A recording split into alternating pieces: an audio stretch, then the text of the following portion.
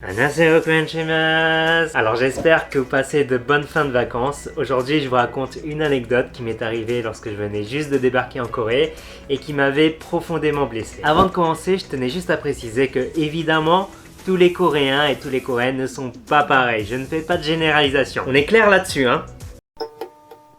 Alors fraîchement arrivé en Corée, j'étais jeune, célibataire, innocent. Bon, peut-être pas innocent, mais on va dire naïf un peu. Et un de mes loisirs préférés, c'était d'aller en boîte de nuit. Donc toutes les semaines, voire même tous les jours, il y a des fois, je vous jure, vraiment, hein, j'étais un clubbeur professionnel.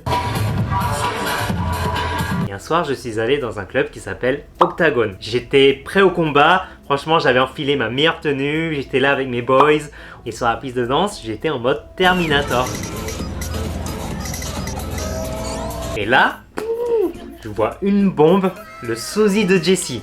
Franchement, elle avait les mêmes jeux. Du coup, je me rapproche et je lui sors mon meilleur pas de danse. Elle rigole, on parle, on flirte un peu sur la piste de danse et puis finalement, on s'échange nos contacts.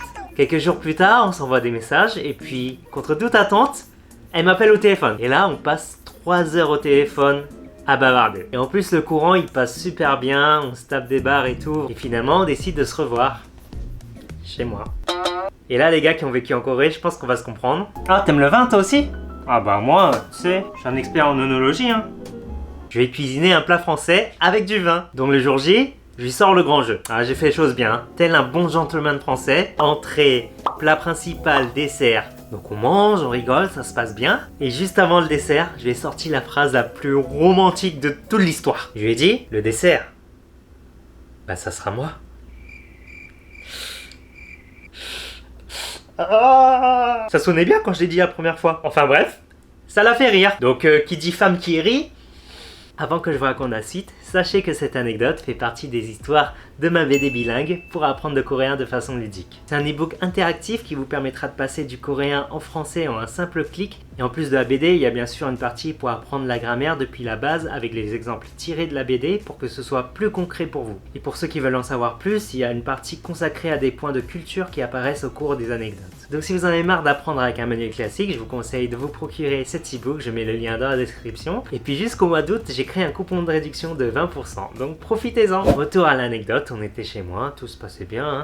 Puis on a même passé tout le week-end ensemble finalement. Donc on a passé tout le week-end à jouer aux cartes quoi. Franchement, on n'a pas arrêté, on a joué à tous les jeux. On a joué au tarot, on a joué au 8 américain.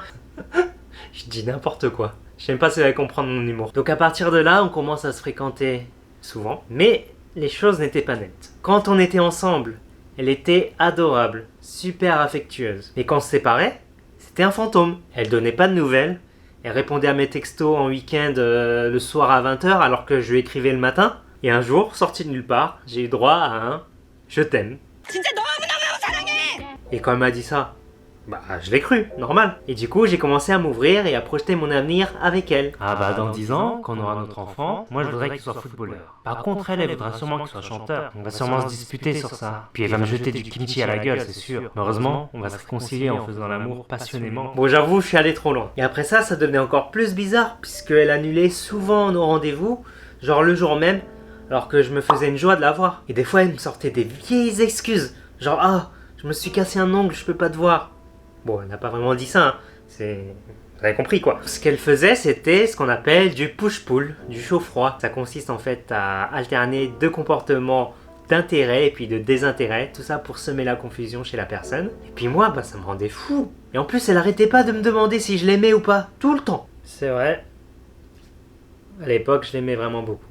Et ensuite, il y a eu le jour de mon anniversaire, où j'avais organisé une petite fête entre amis, et puis elle m'avait promis de venir avec sa pote après dîner pour me rejoindre. Je l'ai appelée des dizaines de fois, aucune réponse. Je me sentais vraiment mal, j'arrêtais pas de regarder mon téléphone, je m'inquiétais. C'était de loin le pire anniversaire de toute ma vie, et le pire c'était que c'était l'anniversaire de mes 30 ans. Voilà, donc ça, je m'en souviendrai toute ma vie. Et puis au final, bah, elle n'est jamais venue. Le lendemain, bah, j'avais pas dormi de toute la nuit, j'étais tellement inquiet et mort d'angoisse.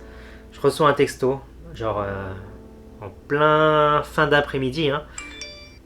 Un texto nonchalant, même pas d'excuses. Quoi? Mais j'étais fou!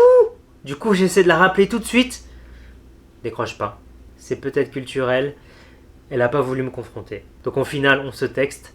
Et elle me sort plein d'excuses qui tiennent pas la route. Et là, à ce moment-là, je réalise vraiment. Là, je me vois. J'ai le flash là qu'on a dans les dessins animés ou dans les films. En mode ah, quel con. J'en parle même à mes amis coréens et coréennes. Et ils me disent tous la même chose. Tu as été victime d'Ojangwanli. C'est quoi Ojangwanli? C'est ce que je leur ai demandé. Alors Ojang, c'est l'endroit où on pêche.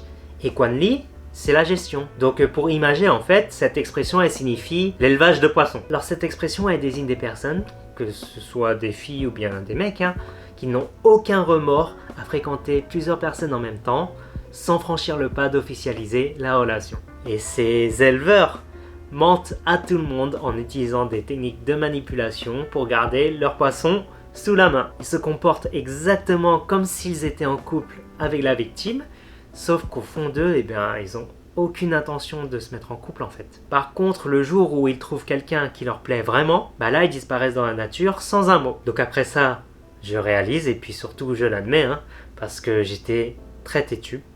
Malgré ce que les gens me disaient, je voyais pas la vérité en face. Je lui trouvais même des excuses alors qu'elle me causait du tort. Donc aucun doute, je pense qu'elle voyait plusieurs mecs en même temps. Le jour de mon anniversaire, elle était sûrement pas avec sa copine. Quand elle me répondait à 20h les dimanches, elle faisait sûrement pas une sieste de 12h. Et après ça, j'étais dévasté pendant un sacré moment quand même. Puis surtout, je me suis senti vraiment idiot d'avoir pu penser que je comptais pour elle, alors qu'elle en avait strictement rien à faire. Et malgré mes sentiments, j'ai quand même décidé d'arrêter ce massacre et de regagner ma dignité en sortant de cet aquarium pour aller dans l'océan. Parce qu'il y a d'autres poissons dans l'océan, Et depuis, je suis bien plus heureux en couple puisque ça fait maintenant 3 ans que je suis avec ma copine et tout se passe pour le mieux. Donc je le répète, c'est pas toutes les Coréennes ou tous les Coréens qui sont comme ça, mais il faut savoir que cette pratique est plutôt commune en Corée. Et puis aussi même en France ou dans d'autres pays, j'imagine qu'il y a des personnes qui font ça aussi. Faites attention, ne foncez pas tête baissée vers le premier ou la première venue. Si vous avez des doutes, parlez-en à vos amis, c'est eux qui pourront peut-être vous dire.